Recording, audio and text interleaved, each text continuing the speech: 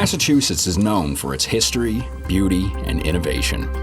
It's made up of regions that are quite different from each other in population, industry, and available land. When I consider the several regions of the Commonwealth, I think of the North Shore first, and that is a community that is largely a finance and insurance sector, heavily reliant on Boston and European markets, and it's built out. There's really not a lot of opportunity north of Boston to build anything new. Metro West, when I think of Boston to Worcester, that's pretty well built out too.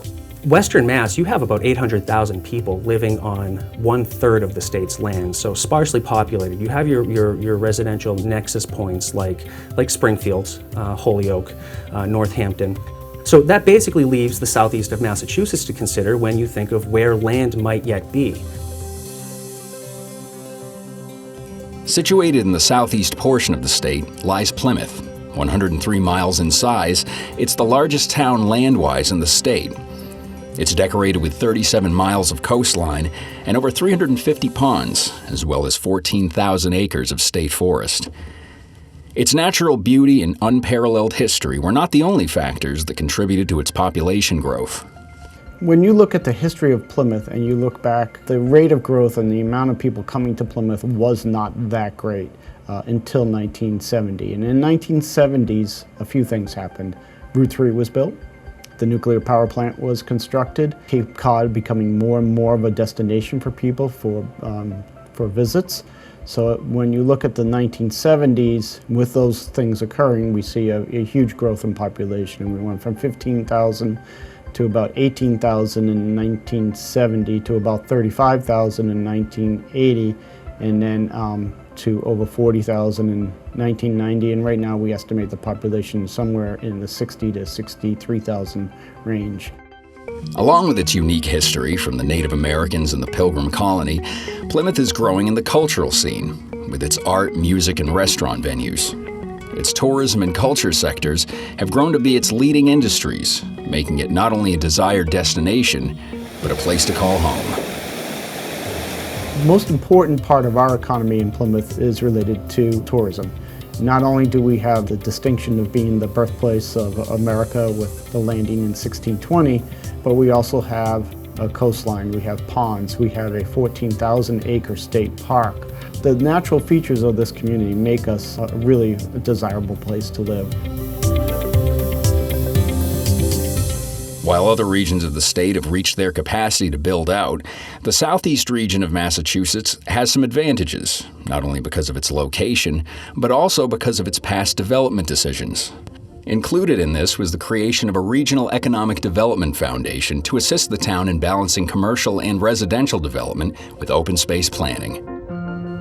Unusual for communities, but we've created this Economic Development Foundation, and their charge is to find ways to encourage economic development in the town. One of the things we'd like to focus on is enhancing quality of life, and that's really what economic development is. It's making sure that we are using our land in ways that people want to use the land, to invite new types of businesses or industries or new types of housing. The idea is, of course, that if you can live in a place and not spend more than 30% of your income on living in that place, then you can support some quality of life, including some leisure activities, arts and things of that nature. You can travel, you can see new things and do new things. With the burden of the tax base being primarily residential, the foundation works to attract commercial development to spread out the tax burden. I think it's important for folks to understand that governments, like the town of Plymouth, receives its revenue from taxes. That's how we offer the myriad services that we offer that folks really kind of like and respond to in town.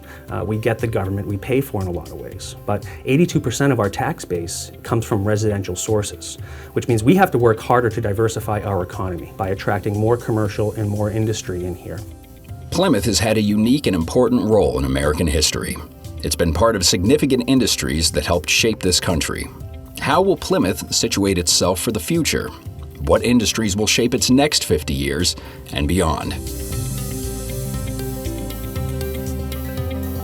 Plymouth is known as having some intrepid people who not just crossed an Atlantic to get here, but who have remained for generation after generation, has proven, in fact, that Plymouth is a place where every seismic global interruption actually had some presence or some role that Plymouth played.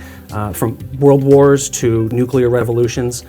The town of Plymouth has shown the ability to be creative and to embrace concepts that were different and complicated and allow those to move forward in the community.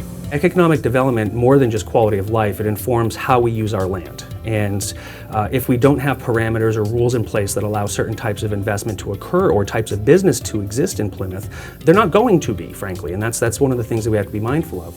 And the challenge now is where can we find land for commercial development that's acceptable to the community, and how do we do that in a way that provides us additional tax revenue, additional jobs, because I think the jobs are just as important as the tax revenue, and how do we do that in a way that we can work with business owners and property owners, neighbors, and find ways to do that instead of just becoming a bedroom community like many communities on the South Shore.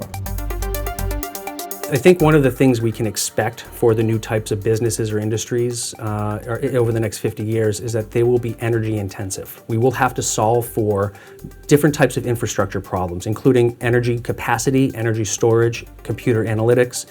But we have to do some work to encourage types of investment in areas like energy storage. The state has done the yeoman's work by creating these smart incentives that are intended to balance the grid throughout Massachusetts. If we can do that, we can reduce the cost barrier for high-end energy use and computer processing types of technologies to want to locate here, because we will have been, effectively, the cheaper option for them.